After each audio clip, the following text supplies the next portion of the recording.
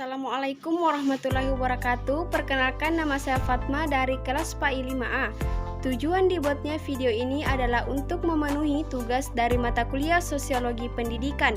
Baik, untuk mempersingkat waktu, saya akan mulai menjelaskan materi yang pertama, yakni Sejarah Sosiologi Pendidikan. Sosiologi pendidikan berawal dari ilmu sosiologi umum atau sosiologi mikro yang muncul pada abad ke-18. Ilmu sosiologi mulai melepaskan diri dari ilmu filsafat yang berdiri sendiri sejak abad ke-19. Istilah sosiologi pertama kali digunakan Auguste Comte pada tahun 1798 dalam bukunya Kode Filosofi Positif. Sosiologi berasal dari kata socius dan logos. Socius berasal dari bahasa Latin yang artinya teman, sedangkan logos berasal dari bahasa Yunani yang artinya kata, perkataan, atau pembicaraan. Pada awalnya, sosiologi berada dalam ilmu filsafat yang dipandang sebagai satu-satunya ilmu pengetahuan umum. Namun, ketika ada masalah yang terdapat dalam masyarakat yang ternyata tidak bisa dipecahkan dalam ilmu filsafat maupun ilmu-ilmu lainnya, maka kebiasaan untuk memisahkan sosiologi dari ilmu lainnya tampak dan terasa pada masa revolusi di Eropa yang mengganas dalam Revolusi Prancis pada tahun 1789 sampai dengan 1799. Sosiologi berkembang menjadi ilmu yang berdiri sendiri karena adanya ancaman terhadap tatanan sosial yang selama ini sudah dianggap seharusnya demikian nyata dan benar.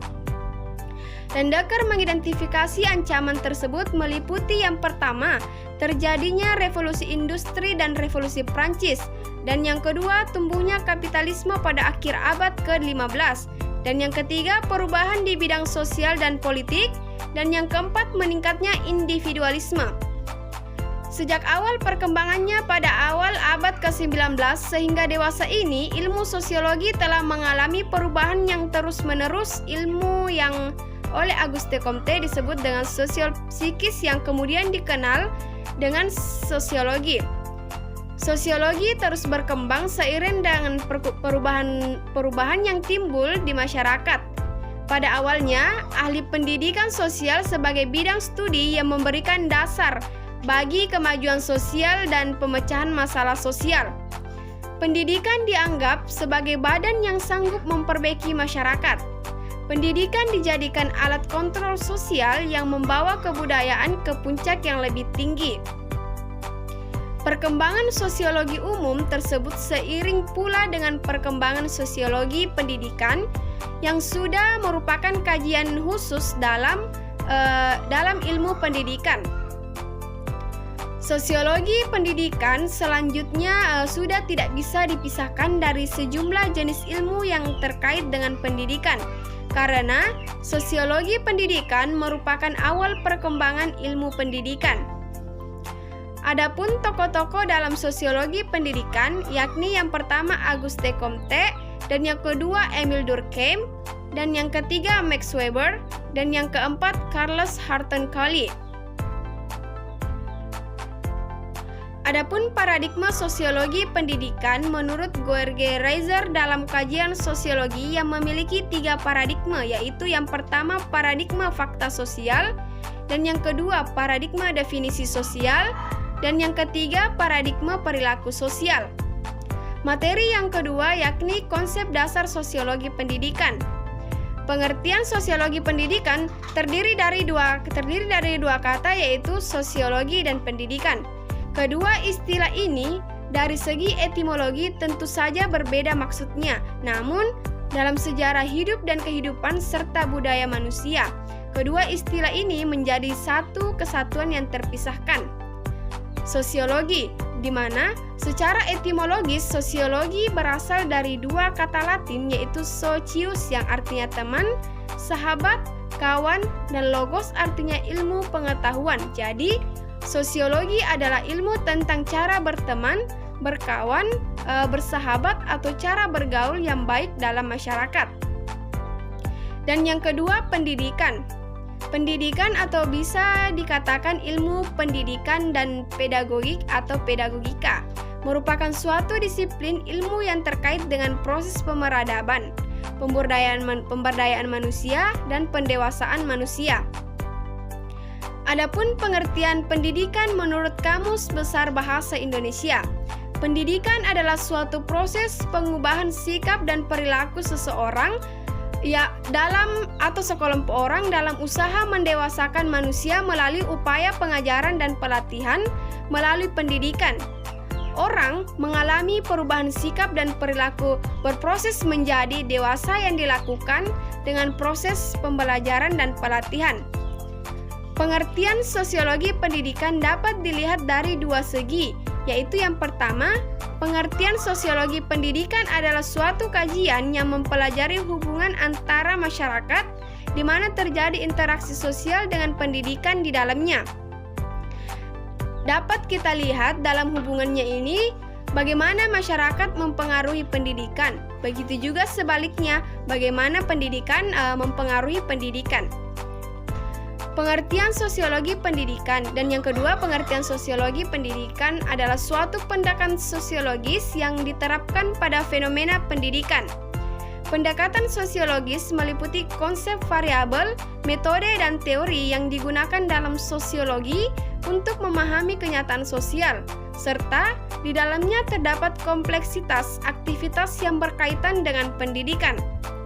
Dari pengertian sosiologi pendidikan yang pertama, maka sosiologi pendidikan mengkaji masyarakat yang terdapat proses dan pola interaksi sosial dalam hubungannya dengan pendidikan di dalamnya.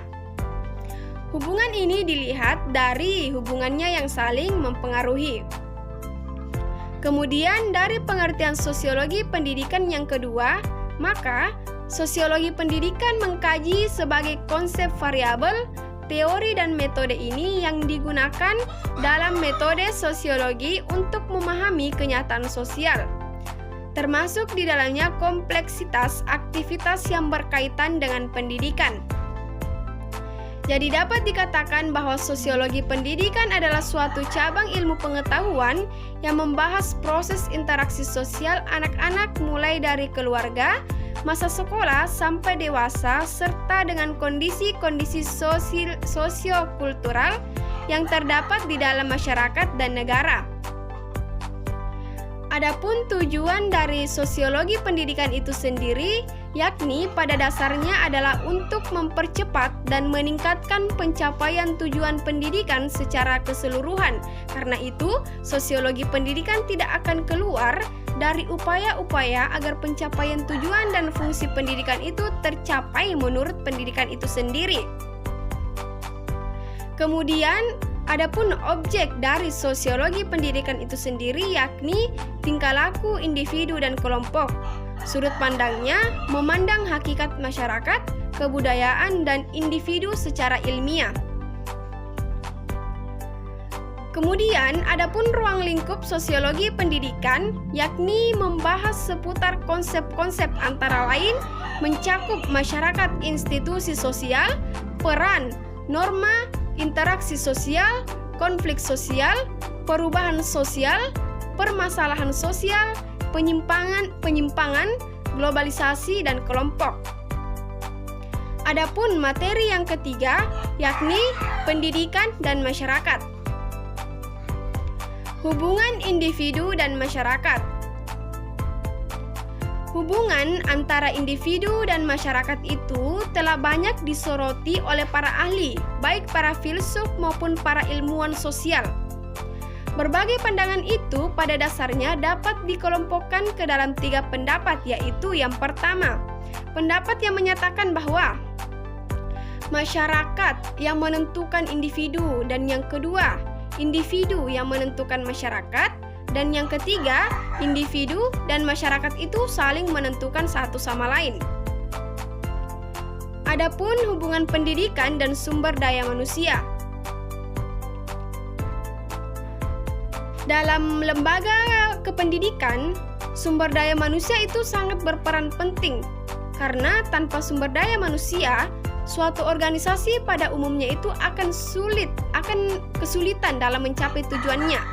Begitu pula dalam lembaga pendidikan, sumber daya manusia merupakan unsur terpenting dalam manajemen, karena sumber daya manusia itu merupakan unsur pertama dalam manajemen sebelum memulai unsur-unsur lainnya. Peranan sumber daya manusia dalam pendidikan itu tentu sangat berkontribusi dalam membantu meningkatkan mutu pendidikan. Karena di mana pendidikan yang bermutu itu berasal dari orang-orang yang mengelola pendidikan itu sendiri adalah sumber daya manusia yang bermutu pula. Adapun hubungan pendidikan dan lingkungan sekolah. Nah, hubungan pendidikan dan lingkungan sekolah itu saling berkaitan satu sama lain karena di mana sekolah itu merupakan lingkungan pendidikan yang utama setelah lingkungan keluarga. Sekolah adalah suatu organisasi atau wadah kerjasama sekelompok orang untuk mencapai tujuan pendidikan dengan memanfaatkan sumber daya secara selektif, efektif, dan efisien. Karena adanya persamaan motif untuk membantu peserta didik mencapai kedewasaannya. Kesamaan motif itulah yang mendorong terbentuknya wadah atau sekolah. Adapun fungsi sekolah bagi masyarakat. Fungsi sekolah bagi masyarakat itu adalah untuk menjaga eksistensi dan tradisi masyarakat sehingga masyarakat dapat stabil berjalan fungsinya sebagai sebuah komunitas sosial. Sekolah itu menentukan transformasi sosial budaya di masyarakat. Nah, dapat terjamin dan berkembang menurut tuntutan zaman. Secara sistematik bahwa hubungan sekolah dan masyarakat itu dapat dilihat dari dua segi, yaitu yang pertama, sekolah sebagai partner masyarakat di dalam melakukan fungsi pendidikan. Dan yang kedua, sekolah sebagai produsen yang melayani pesanan-pesanan pendidikan dari masyarakat lingkungannya. Kemudian, adapun hubungan pendidikan dan pembaharuan. Pendidikan itu selalu berkembang dan selalu dihadapkan pada perubahan zaman. Untuk itu, mau tidak mau, pendidikan itu harus didesain mengikuti irama perubahan tersebut. Nah, perubahan-perubahan itu antara lain tercermin dalam suatu perubahan dan pembaharuan kurikulum dalam sistem pendidikan. Nah, peralihan dari zaman ke zaman itu memerlukan berbagai perubahan kurikulum sesuai dengan filsafat bangsa dan paradigma dominan yang dianut. Jadi, dengan kata lain, perubahan menuju pembaharuan dalam pendidikan itu sangat tergantung kebijakan yang diambil oleh negara. Adapun materi yang keempat yaitu peran sosial, edukasi, dan profesi guru. Peran guru di sekolah yang pertama, guru sebagai pendidik, guru sebagai pengajar, guru sebagai pembimbing, guru sebagai pelatih, guru sebagai penasehat, guru sebagai emansipator, guru sebagai aktor, guru sebagai pembawa cerita, dan guru sebagai pendorong kreativitas. Dan masih banyak lagi peran-peran guru. Adapun peran guru dalam masyarakat, yakni peranan guru dalam masyarakat itu tergantung pada gambaran masyarakat tentang kedudukan guru dan status sosialnya di masyarakat. Dalam masyarakat, guru adalah sebagai pemimpin yang menjadi panutan atau teladan serta contoh bagi masyarakat setempat. Mereka adalah pemegang norma serta nilai-nilai yang mesti dilindungi serta dijalankan. Nah, hal ini dapat kita lihat bahwasanya ucapan guru dalam suatu masyarakat itu sangat berpengaruh terhadap orang lain. Adapun guru sebagai profesi. Peran guru sangat menentukan dalam usaha peningkatan mutu pendidikan formal. Untuk itu, guru sebagai agen pembelajaran dituntut untuk mampu menyelenggarakan proses pembelajaran dengan sebaik-baiknya. Dalam kerangka pembangunan pendidikan, guru mempunyai fungsi dan peranan yang sangat strategis dalam pembangunan bidang pendidikan. dan oleh karena itu perlu dikembangkan sebagai suatu profesi yang bermartabat. Pada Undang-Undang Nomor 14 Tahun 2005 tentang guru dan dosen, pada pasal 4 yang menegaskan bahwa seorang guru itu sebagai agen pembelajaran yang berfungsi untuk meningkatkan mutu pendidikan nasional. Adapun guru dalam perspektif sosiologi, menurut Supriyadi pada tahun 1999,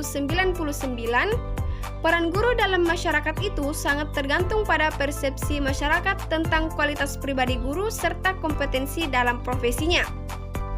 Kedudukan sosial guru itu sangat berbeda di setiap wilayah dan juga masanya. Nah, guru dalam masyarakat kita itu telah membuktikan diri sebagai pemecah masalah atau bisa dikatakan sebagai problem solver untuk banyak masalah pembangunan.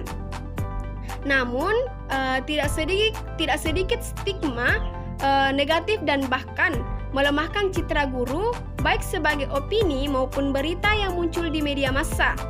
Nah, dalam kondisi seperti ini dibutuhkan sikap adil baik dari guru maupun masyarakat secara umum yang menunjukkan identitas dan karakter guru sebagai profesional dan anggota masyarakat yang edukatif.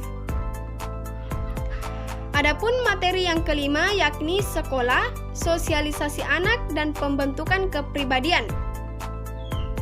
Sekolah sebagai organisasi.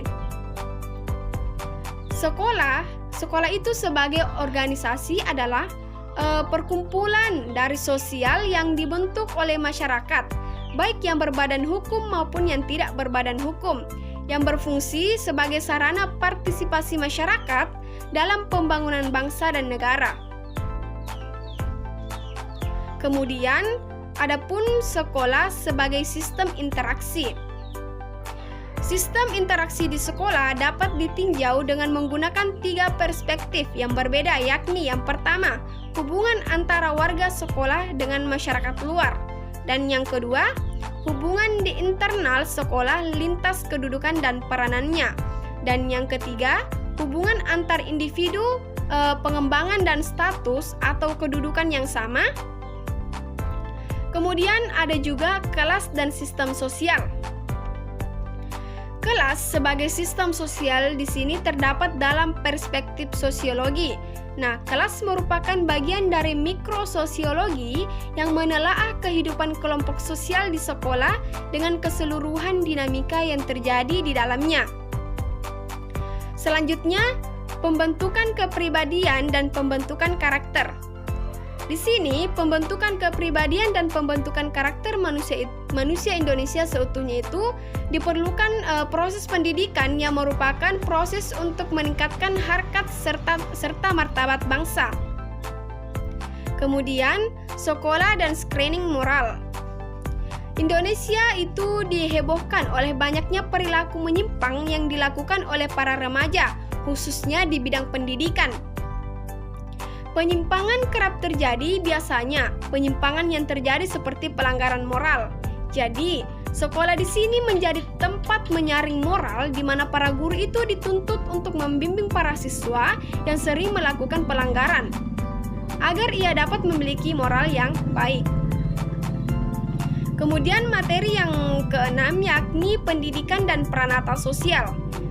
Adapun visi dan misi pendidikan nasional, yang pertama, visi dari pendidikan nasional itu sendiri yakni terwujudnya sistem pendidikan sebagai peranata sosial yang kuat dan berwibawa untuk memberdayakan semua warga negara Indonesia yang berkembang menjadi manusia yang berkualitas, sehingga mampu dan proaktif menjawab tantangan zaman yang selalu berubah-ubah. Kemudian, misi pendidikan nasional. Yang pertama, mengupayakan perluasan dan pemerataan kesempatan yang memperoleh pendidikan yang bermutu bagi seluruh rakyat Indonesia.